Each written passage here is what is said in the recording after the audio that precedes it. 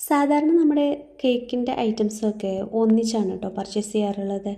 എന്തെങ്കിലും items extra വേണ്ടി വരുന്ന സമയത്ത് ഷോപ്പിലുള്ളവർ നമുക്ക് ബസ്സിൽ കൊടുത്തു വിടുകയാണ് ചെയ്യുന്നത്.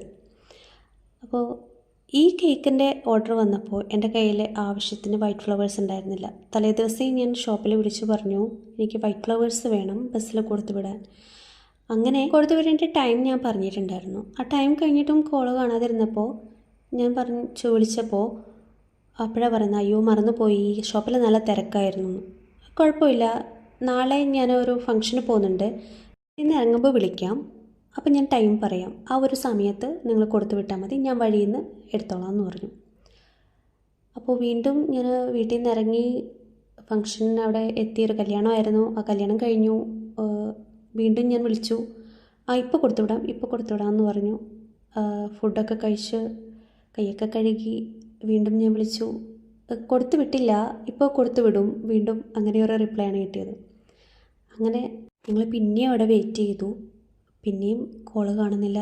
വിളിച്ചു, അപ്പോഴും ബസ് ഇപ്പോൾ വരും, ഒരു 5 മിനിറ്റ് എന്നൊക്കെ പറഞ്ഞു. ലാസ്റ്റ് എനിക്ക് തോന്നി ഇത് ശരിയാവില്ല, 4 മണിയാകുമ്പോൾ കേക്ക് കൊടുക്കേണ്ടതാണ്.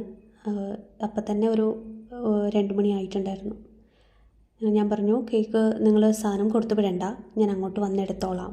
അവിടുന്ന് ഒരു 20 കിലോമീറ്റർ ഉണ്ടായിരുന്നു കേട്ടോ ഷോപ്പിലേക്ക്. അതുകൊണ്ട് തന്നെ നല്ല ടെൻഷൻ ഉണ്ടായിരുന്നു. തിരിച്ച് വീട്ടിലെത്തി കേക്ക് സെറ്റ് ചെയ്ത് നമുക്ക് ടൈമിൽ കൊടുക്കാൻ പറ്റില്ലെങ്കിലോ എന്ന്.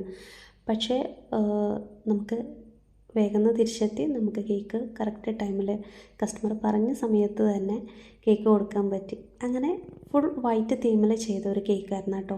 അതിന് ഇടയിൽ നമ്മൾ കുറച്ച് ഗോൾഡൻ ബോൾസ് വെച്ചിട്ടുണ്ട്. അപ്പോൾ ഇതാണ് ഇന്നത്തെ വെഡ്ഡിങ് കേക്ക്. അപ്പോൾ ഇഷ്ടമായെങ്കിൽ ലൈക്ക് ചെയ്യാനും ഷെയർ ചെയ്യാനും സബ്സ്ക്രൈബ് ചെയ്യാനും മറക്കല്ലേ. Thank you for watching.